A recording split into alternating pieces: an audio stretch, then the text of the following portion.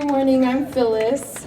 I have been working with Jildardo since April 2015, which was my first day here at ATP. So we both grew here and learned here together.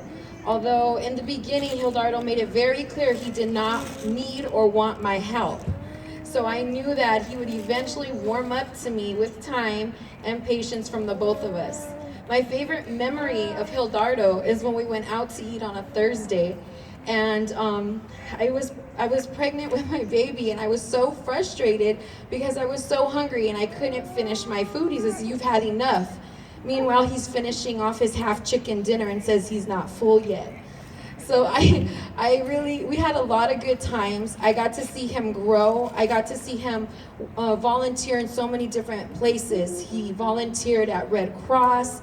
He volunteered to current time at Pomona Valley Hospital, where he knew the women in maternity and was very warmly greeted. We worked in the cafe at the Indian Hill, at the school district off of East End and Holt.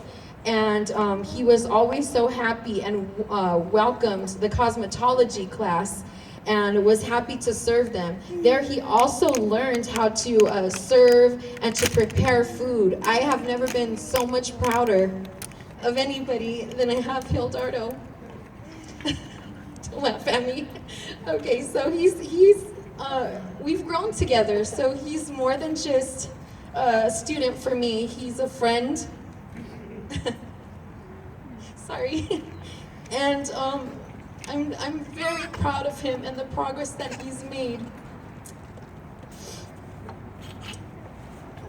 An author named Ruth Sidransky wrote a book called In Silence, Growing Up in a Deaf World.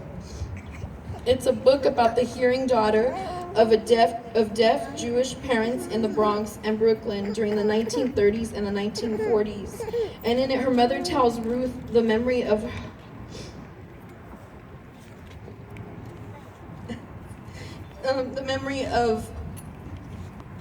tying a ribbon around her daughter's wrist when she was an infant. So that way when the baby moved, she knew that she had to get up and tend to her baby. And although Jildardo is not my son, ATP is not his mother, but we cared for him. And I've asked him to put a ribbon on his wrist today. And it represents the relationship that he's built here with friends and the relationship. And so I'm gonna cut that, and it's in honor of him growing into the man that he's been called to be.